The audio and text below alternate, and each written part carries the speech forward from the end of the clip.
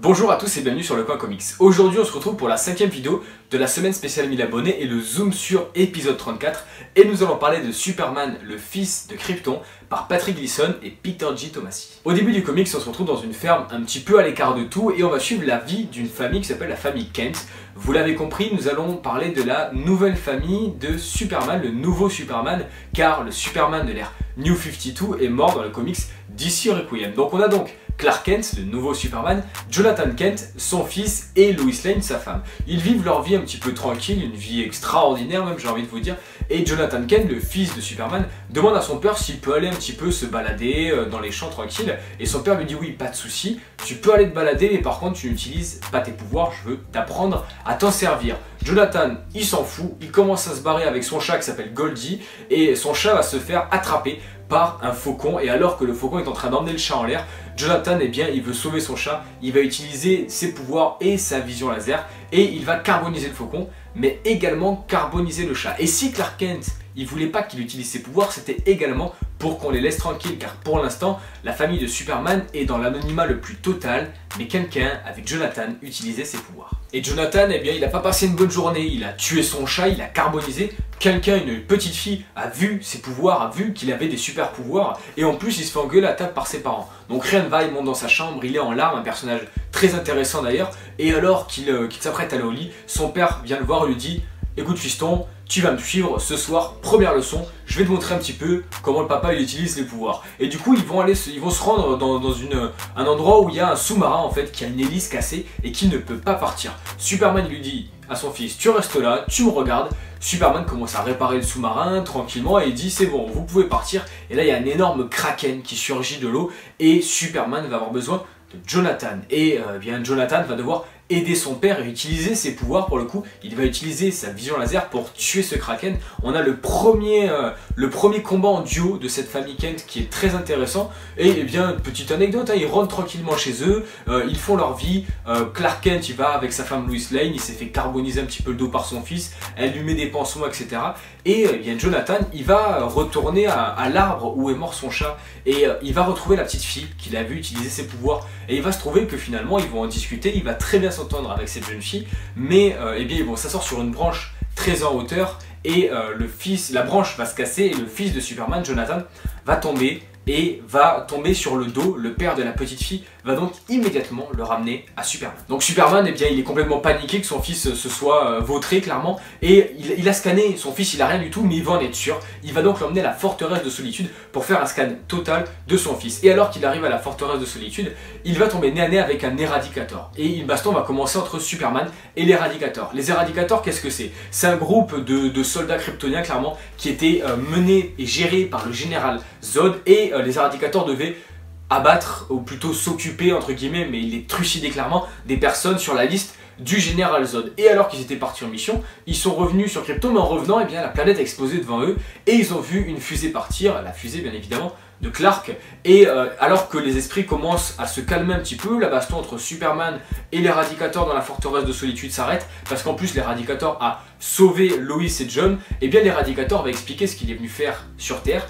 Il est venu chercher les derniers kryptoniens purs et enlever la partie impure de ceux qui ne le sont pas, et bien sûr on parle de Jonathan Kent, et je vous laisse découvrir la suite de ce comics. Parfait. Et aujourd'hui pour la 5e vidéo de la semaine spéciale 1000 abonnés, on va écouter la vie de Comics Party sur le comic Superman, le fils de Krypton. C'est à toi. Merci l'ami pour ce résumé et pour bien comprendre Superman Rebirth tome 1, je vous conseille de lire ces deux titres, Lois et Clark, récit complet, puis Superman Requiem. Là vous avez la fin des New 52 qui vous permettra de bien débuter donc cette histoire Superman Rebirth et là avec Lois et Clark de comprendre les enjeux et qui sont ces deux Lois et Clark. Et si le titre est accessible aux lecteurs novices, notamment grâce au résumé très complet auquel nous a habitué Urban Comics depuis quelques années, il est probable que vous puissiez être un peu perdu, notamment avec la menace principale déjà rencontrée précédemment. Toujours est-il que ce premier tome nous offre une histoire plaisante avec des enjeux intéressants. Tout d'abord la place et le rôle de ce Superman dans le monde et qui effleure aussi la question de sa place dans la Justice League.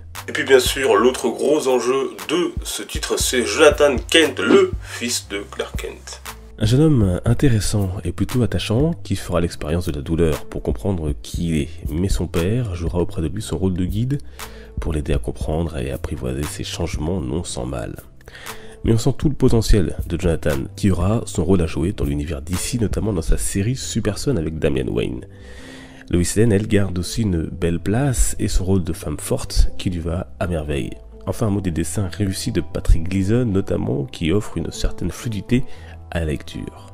Et on conclut donc pour terminer. Il faut le dire, Superman avait un peu de mal à se réinventer ces dernières années. L'apport de nouveaux enjeux et de nouveaux personnages comme Jonathan apporte ici de la fraîcheur et du renouveau sur un titre qui se positionne comme l'une des meilleures surprises de DC Rebirth. En bref, un premier tome prometteur pour une série qui, je peux vous le dire, en vaut la peine. En résumé, foncez donc vous procurer ce premier tome de Superman Rebirth publié par Urban Comics à prix défiant toute concurrence comme d'habitude chez Urban. Un très bon premier tome. Merci l'ami de m'avoir invité sur ta chaîne et encore bravo pour tes plus de 1000 abonnés désormais dépassés, simplement mérité. A très bientôt. Je suis clairement d'accord avec la vision qu'a Comics Party sur ce nouveau Superman et cette nouvelle Super Family. Déjà au niveau des scénaristes, on a Peter G. Tomasi au scénario et Patrick Gleason au dessin. Donc ça c'est le duo qui a bossé sur Batman et Robin, une série des New 52 qui avait fait un véritable carton et c'était mérité parce qu'on était sur une série qui était totalement extraordinaire. On avait une série dans laquelle Peter G. Tomasi nous illustrait la relation entre Damian Wayne et Bruce Wayne, une relation père-fils. Et là, on a la même chose, la relation entre John et Clark, une relation père-fils. Une relation bien différente, parce que la relation entre Damian Wayne et entre Bruce Wayne était une relation conflictuelle, là où Batman devait rééduquer en fait son fils qui avait été éduqué par des assassins, par les Al Ghul, par sa mère clairement, et il voulait l'éduquer à sa manière, une éducation remplie de justice. On avait beaucoup de clash, une relation très conflictuelle, une relation de père-fils, j'ai envie de vous dire. Et là on retrouve l'opposé, et c'est très fort qu'ils arrivent à faire la même chose sur deux super-héros différents, mais qui ont une relation totalement contraire, où on a une relation très fusionnelle entre Clark Kent et entre Jonathan Kent, où on le voit dès la première planche, où clairement John il dit mon papa c'est Superman. Voilà, on voit directement cette relation fusionnelle et cette admiration qu'il y a dans les yeux du fils pour son père, quelque chose d'opposé à Batman et Robin, mais de tout aussi fort clairement au niveau du scénario. Et au niveau des dessins, Patrick Gleason, c'est un génie, il a un trait particulier avec quelque chose de quand même assez singulier, mais un dessin qui est totalement extraordinaire et les deux artistes sont carrés et très stylés sur ce comics. Donc clairement ce que j'ai adoré sur ce comics c'est de voir le nouveau Superman en action, parce que le Superman des New 52 était trop boy scout pour moi. Clairement c'était pas vraiment le Superman que j'aimais lire, et là on retrouve un Superman très différent qui évolue dans un cadre totalement différent, qui va devoir potentiellement intégrer la Justice League comme on peut le lire dans le kiosque Justice League Rebirth, et on a un Superman qui est rafraîchissant. Il est très rafraîchissant, on est sur quelque chose de totalement neuf et créatif par rapport au Superman des New 52.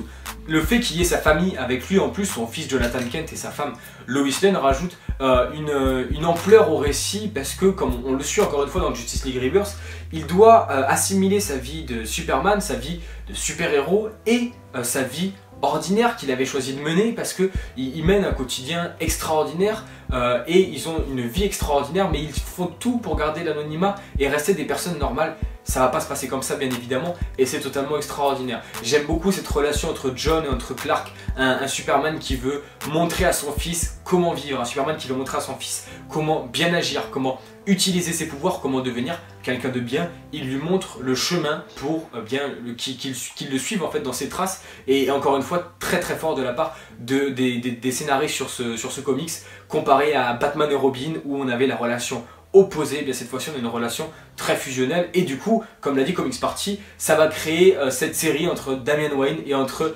Jonathan Kent qu'il me tarde énormément de lire. Ça va vraiment être de la frappe. Super Sons à ne pas rater dès que ça sort en VF, de toute manière quelque chose qui je pense va assimiler les deux visions en fait qu'a Patrick Gleason et Peter G. Tomasi sur Batman au final et sur Superman par leur fils. Ça peut être que intéressant, je vous conseille fortement de lire ce comics qui, comme je vous l'ai dit, a été mon comics préféré de ce début d'année 2017 et à mes yeux, la meilleure série du DC Rebirth. tenais à remercier Comics Party pour son avis super intéressant sur Superman, le fils de Krypton. Si vous connaissez pas ce youtubeur, ce qui m'étonnerait, mais on sait jamais, n'hésitez pas à aller checker sa chaîne. Un contenu régulier de qualité, on demande rien de plus, c'est vraiment très bon. Et allez y faire un tour, le lien est dans la description. Si jamais vous avez aimé cette vidéo, n'hésitez pas à laisser un like pour faire avancer la chaîne. Dites-moi dans les commentaires ce que vous avez pensé de la vidéo et du comics pour ceux qui l'ont lu. Pour vous abonner, c'est ici. Pour regarder la dernière vidéo, c'est ici. Twitter, Instagram, c'est dans la description. Et on se retrouve dès demain pour la prochaine vidéo de la semaine spéciale 1000 abonnés. Ciao tout le monde.